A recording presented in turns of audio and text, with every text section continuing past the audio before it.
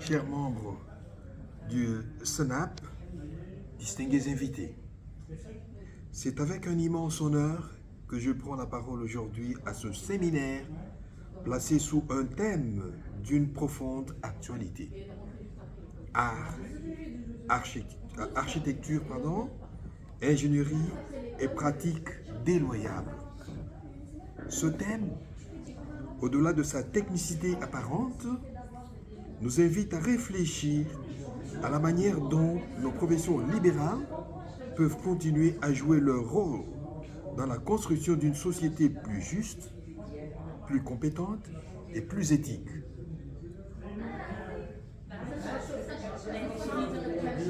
Nos sociétés africaines traversent aujourd'hui des turbulences économiques et sociales sans précédent.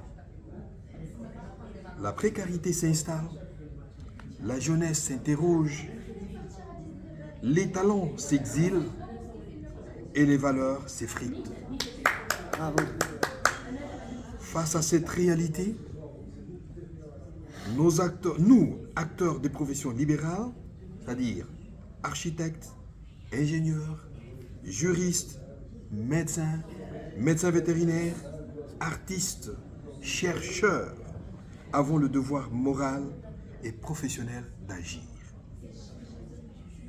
Nous devons refuser que nos savoirs soient instrumentalisés et affaiblis par des pratiques déloyables, souvent issues d'un déséquilibre entre compétitivité et intégrité. Nos compétences doivent être au service du développement durable, de l'équité et de la dignité humaine. C'est pourquoi, au sein de l'Union africaine des professions libérales, nous réfléchissons sérieusement à la création d'une université des professions libérales africaines. Ce sera un espace de formation, de recherche, d'échange, où nos futurs experts apprendront non seulement la technique, mais aussi l'éthique, la responsabilité sociale et la conscience panafricaine. Cette université serait un lieu d'union entre les savoirs et les valeurs, entre la compétence et la solidarité. Elle permettrait de bâtir une nouvelle génération de professionnels africains capables d'innover sans trahir, de créer sans copier, de réussir sans renier leur identité.